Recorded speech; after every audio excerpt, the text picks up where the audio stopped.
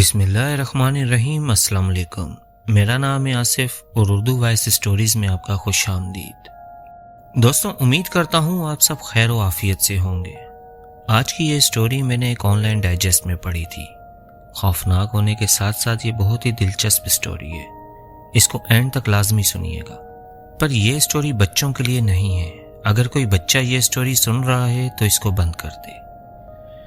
Story شروع کرنے سے پہلے آپ سب سے گزارش ہے کہ چینل کو ضرور سبسکرائب کر دیں، اس سے ہماری مزید حوصلہ افزائی ہوگی۔ شکریہ۔ چلیں اب کہانی سٹارٹ کرتے ہیں۔ میں آج پھر جان بوجھ کے اس کے سامنے سے گزرا۔ اس نے آنکھیں اٹھا کر مجھے دیکھا اور جیسے لمحے بھر کے لیے ٹھٹک گئی، پھر فوراً نظر چرا کر گزر گئی۔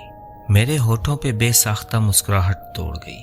ایسا تو کبھی ہو ہی نہیں سکتا تھا کہ مجھ پر کسی کی نظر پڑے اور وہ ٹھہرے نہیں۔ جی ہاں، ایسا ہی ہے۔ میں بے حد ہینڈسم ہوں اور شاید یہی وہ واحد خوبی ہے جو میرے اندر ہے۔ یہ خوبصورت چہرہ، لمبا قد، ورزشی جسم، یہ سب اوپر والے کی دین ہے۔ اس کے علاوہ باقی جو دنیاوی چیزیں ہوتی ہیں جن میں دوسروں کا احساس، ان پر رحم اور انسانیت، ان سب سے تو میں جیسے کوسوں دور ہوں۔ جی ہاں، یہی سچ ہے اور مجھے اس پر کوئی شرمندگی نہیں۔ کیا کروں گا میں سچائی سے، ایمانداری سے اور پاک بازی سے؟ ان سب خوبیوں کے مالک لوگوں کو میں نے انتہائی روکھی پھیکی زندگی گزارتے اور پھر خاموشی سے مر جاتے دیکھا ہے۔ لیجئے کہانی ختم۔ بھلا کوئی ایڈونچر کے بغیر کوئی کہانی اچھی لگتی ہے؟ پھیکا سیٹھا کھانا کتنوں کو بھا سکتا ہے؟ صبح سے شام تک ایڑیاں رگڑ کے چند روپے مہینے بعد کمانا اور چند دنوں میں ختم کر دینا؟ نہیں بھائی نہیں، یہ ہم سے نہیں ہو پاتا۔ تو پھر میں کون ہوں؟ کیا کرتا ہوں؟ کہاں سے آیا ہوں؟ میں ایک چور ہوں، ایک ڈکیت۔ جی ہاں، ہم 4 دوستوں کا گینگ ہے جس کا کام چوری اور ڈاکے ڈالنا ہے۔ انٹر کے بعد جب مزید پڑھائی سے دماغ کھپانا میرے بس سے باہر ہو گیا تو ابو جی نے ایک چھوٹا سا جنرل اسٹور کھول کر دے دیا، مگر صبح سے شام تک گاہکوں کو انڈے، ڈبل روٹی اور بسکٹ پکڑانا بھی مجھے عجیب لگتا۔ مجھے اپنی بےعزتی محسوس ہوتی اور پھر میں اس کام سے جان چھڑانے لگا۔ اپنے گندے شوق میں اسٹور کی چیزیں بیچ کر پورے کرنے لگا، یہاں تک کہ اسٹور سارا خالی ہو گیا اور نہ جانے کب اور کیسے میں ان ڈکیتوں کے گروہ میں شامل ہو گیا۔ ہم راہ چلتی خواتین کے پرس اور سونے کی چین بالیاں چھین کر بھاگ جاتے، سنسان سڑک پر گاڑی روک کر لوٹ مار کرتے اور کچھ ہی سالوں میں ایک کامیاب گینگسٹر بن گیا۔ جس لڑکی کا ذکر میں نے کہانی کے شروع میں کیا تھا، میری اس پر نظر کچھ دن پہلے ہی ندی کے کنارے پر پڑی تھی۔ بڑا ہی فلمی سین تھا۔ میں گھر میں بور ہو رہا تھا، چہل قدمی کرتے ہوئے نہر کے کنارے جا نکلا۔ وہ بھی شاید میری طرح گھر میں بور ہو رہی ہوگی، اس لیے نہر کے کنارے بیٹھی ہوئی تھی۔ اس کی کمر میری طرف تھی جس پر گھنے بالوں کی لمبی چوٹی پڑی ہوئی تھی۔ میں آہستہ آہستہ چلتا ہوا اس کے قریب سے گزرا۔ وہ سر جھکائے نہ جانے کن سوچوں میں گم تھی۔ اس جگہ پر کئی اور لوگ بھی موجود اپنے اپنے کاموں میں مگن تھے، مگر وہ کسی کی طرف متوجہ نہ ہوئی۔ قریب سے دیکھنے پر مجھے اندازہ ہوا کہ وہ کافی خوبصورت ہے۔ وہ مجھ پر نظر ڈالے بغیر میرے پاس سے گزر کر چلی گئی اور میں دل تھام کر رہ گیا۔ چلو اس اجاڑ جگہ کوئی تو دل بہلانے کی صورت نظر آئی۔ مجھے تسلی ہوئی۔ دراصل اس قصبے میں مجھے آئے چند روز ہی ہوئے تھے۔ ڈیرا پور نامی یہ گاؤں نما قصبہ اس قدر قدیم تھا اور دور دراز واقع تھا کہ یہاں ٹی وی بھی بہت کم گھروں میں تھا۔ لوگ شاید اخبار بھی کم ہی پڑھتے تھے۔ آبادی بہت کم تھی۔ شام سے ہی گلیوں میں اندھیرا ہو جاتا اور لوگ گھروں میں بند ہو جاتے، اور یہ میرے لیے ایک پرفیکٹ لوکیشن تھی، کیونکہ اپنے شہر میں ایک بہت بڑی واردات کرنے کے بعد ہم 4 دوست رقم آپس میں بانٹنے کے بعد، جو کہ لاکھوں میں تھی، الگ الگ مقامات پر فرار ہو گئے تھے۔ ہم سب نے اپنی اپنی جگہوں کا انتخاب کیا ہوا تھا جو ہمارے شہر سے بہت دور ہو، جہاں ٹی وی وغیرہ کی سہولت کم سے کم ہو، تاکہ ہماری لوکیشن اتنی جلدی آؤٹ نہ ہو سکے۔ میرے حصے میں ڈیرا پور آیا تھا، جو واقع میں ہی ڈیرا پور ثابت ہو رہا تھا۔ جب شہر میں اس واردات کی خبر ٹھنڈی پڑ جاتی تو ہم سب نے ایک ایک کر کے اپنے گھروں کو لوٹ جانا تھا۔ اپنے گھر میں ہم سب نے مختلف بہانے بنا کر گھر والوں کو مطمئن کیا ہوا تھا۔ ہاں، تو میں ذکر کر رہا تھا اس کا جس کو میں نے پہلی مرتبہ ندی کے کنارے دیکھا تھا۔ پھر وہ مجھے اکثر نظر آنے لگی۔ شاید قسمت مجھ پر یہاں بھی مہربان ہونے والی تھی۔ مجھے تو بس اس کی ایک نظر کا انتظار تھا، بس ایک نظر جو وہ مجھ پر ڈالے گی اور پتھر کی ہو جائے گی۔ جی ہاں، میں ایسا ہی ہوں۔ قدرت نے مجھ کو وجاہت بڑی ہی فیاضی سے عطا کی ہے۔ मैं रुपया पैसा बेशक लूट मार करके बड़ी मेहनत से अपनी जान हथेली पर रख कर हासिल करता हूँ, मगर लड़कियों के मामले में मुझको कभी कोई मेहनत नहीं करनी पड़ी। वो खुद मक्खियों की तरह मेरे पीछे भिन भिनाती चली आती हैं। डेरापुर आकर पहले मैं शदीद बोर हुआ था। न फिल्म, न होटल, न टीवी और दूसरे मुश्किलों का तो सवाल ही नहीं बनता था। इस बोसीदा कदीम जगह पर इमारतें भी निहायत पुरानी और कदीम थी। जिस बिल्डिंग में मैंने किराए पर कमरा लिया हुआ था वो भी इंतहाई पुरानी थी। उस बिल्डिंग के मेन गेट पर उसकी तामीर का साल 1912 लिखा हुआ था। लकड़ी की सीढ़ियां, रंग बरंगे शीशे। रात को बकायदा खौफ आने लगता था। खैर, मुझे कौन सा तमाम उम्र यहाँ रहना था, सिर्फ चंद दिन और अब तो एक दिलचस्पी भी हाथ आ गई थी। मैं रोज शाम को बन ठन कर निकलता, इस आस पर कि वो नजर आ जाए, और वो अक्सर नजर भी आती थी। जब से इसने मुझ पर नजर डाली थी, इसके बाद वो मुझे बकायदा देखने लगी थी, बल्कि इसके होठों पर अब एक मुस्कुराहट भी नमूदार हो जाती थी। सूरत हाल मेरे लिए खुशाइन होती जा रही थी, लेकिन अब मैं जल्द अज जल्द अपना मकसद हासिल करना चाह रहा था।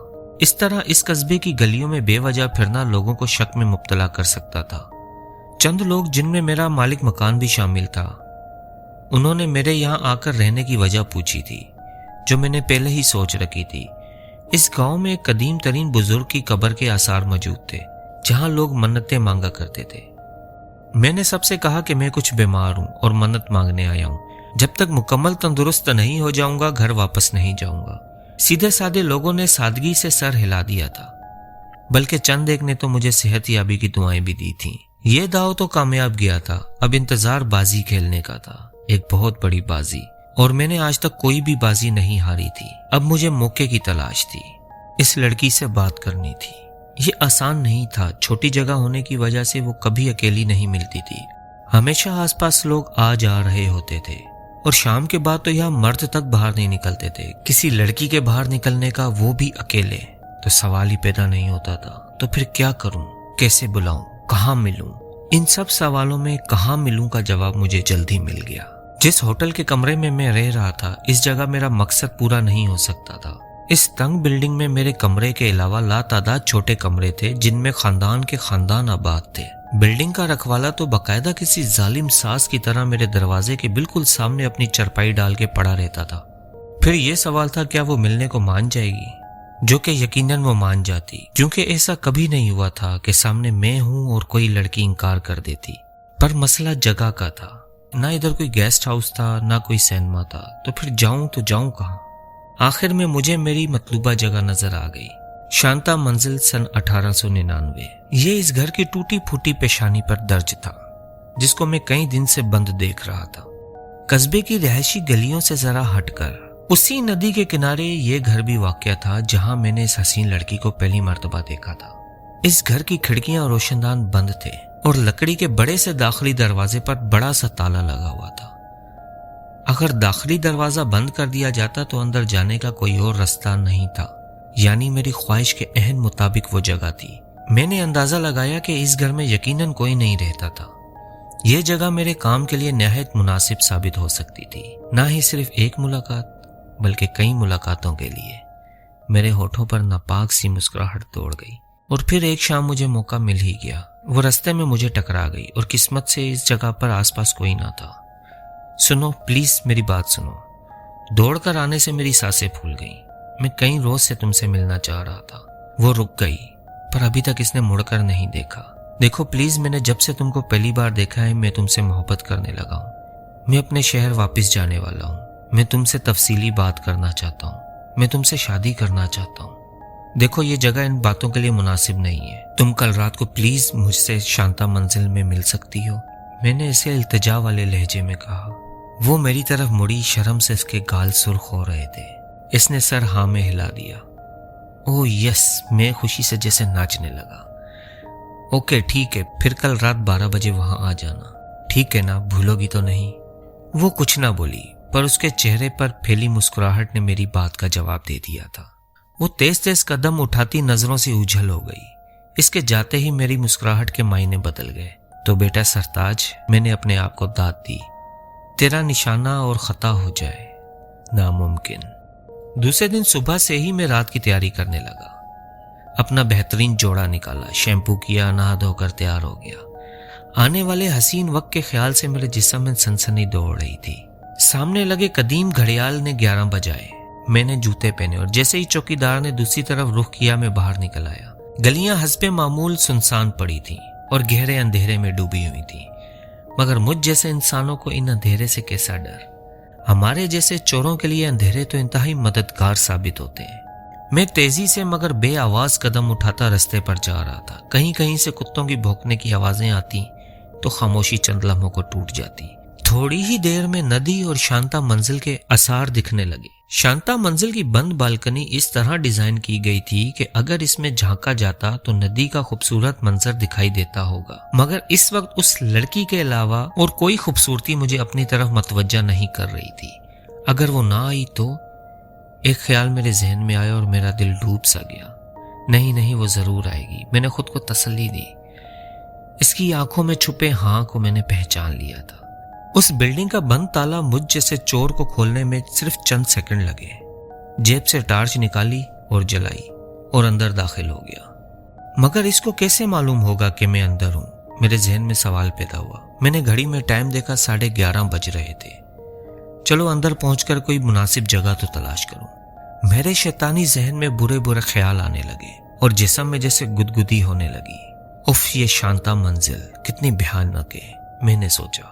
कदीम अंदाज के कमरे, बरामदे, लकड़ी की खिड़कियां, जीने, मगर बिल्कुल खाली और मिट्टी से अटे हुए। शायद बरसों से ये जगह खाली पड़ी है। यहाँ तो कोई दरी तक नहीं है, मैंने सोचा। वो अभी तक नहीं आई थी। मैं इमारत के और अंदर दाखिल हो गया। ओह, ये क्या है? इमारत के पिछले हिस्से में एक बहुत बड़ा तालाब था। बहुत साल पुराना तालाब, जो पुराने जमाने में जमीन खोद के अंदर पत्थरों का फर्श डाल के बनाया गया था। ऐसा तालाब मैंने सिर्फ पुरानी और डरावनी फिल्मों में ही देखा था। इसमें पानी का तो नामो निशान ना था, बल्कि ऊपर तक काई से भरा हुआ था, जो इस वक्त चांद की भरपूर रोशनी में स्याह दिखाई दे रही थी। डर से दूर का वास्ता भी ना होने के बावजूद एक अजीब खौफ की लहर मेरी रीढ़ की हड्डी में दौड़ गई। बस सिर्फ आज मैंने अपने प्रोग्राम में तब्दीली की। सिर्फ आज मिल लूं, इसके बाद मैं कल वापस चला जाऊंगा। तालाब के उस पार लंबे लंबे कदीम दरख्त मौजूद थे, तालाब से कहीं बढ़कर डरावने। आखिर वो कमबख्त आई क्यों नहीं, मैंने झिंझला कर सोचा। मगर वो तो वहां मौजूद थी, मुझसे भी पहले, बहुत पहले, कई सालों से बंद ताले के अंदर ही इस कदीम घर में बने तालाब के किनारे एक कदीम पुराने दरख्त की सबसे ऊंची बारीक डाल पर आराम से अकड़ू बैठी, आसमान की तरफ मुंह किए, एक गैर इंसानी आवाज में रो रही थी, बीन कर रही थी। इसने मुझ पर नजर डाली। मुझ पर नजर पड़ते ही इसने रोना बंद कर दिया। अब वो मुस्कुराने लगी, शैतानी मुस्कुराहट। एक जोरदार चीख मेरे मुंह से निकली। अरे ये क्या? चंद लोग शांता मंजिल के आसपास जमा थे। इस बिल्डिंग का ताला फिर खुला हुआ है। इसका मतलब है फिर कोई इस बदरूं के फेरे में आ गया। मगर कौन? यहाँ रहने वाले तो सब इसके बारे में जानते हैं। होगा कोई बदनसीब अजनबी। चलो ताला दोबारा लगा दो, जल्दी करो। फिर उस मजमे में किसी ने ताला उठाकर शांता मंजिल के दरवाजे पर दोबारा से लगा दिया। तो दोस्तों, कैसी लगी आज की स्टोरी? कमेंट करके जरूर बताइएगा। वीडियो को लाइक कीजिएगा, चैनल को सब्सक्राइब कीजिएगा। फिर इंशाल्लाह बहुत जल्द हाजिर होऊंगा एक नई स्टोरी, एक नए किस्से, एक नए वाक़े के साथ। तब तक के लिए इजाजत चाहूंगा बहुत सारी दुआओं के साथ। अल्लाह हाफिज।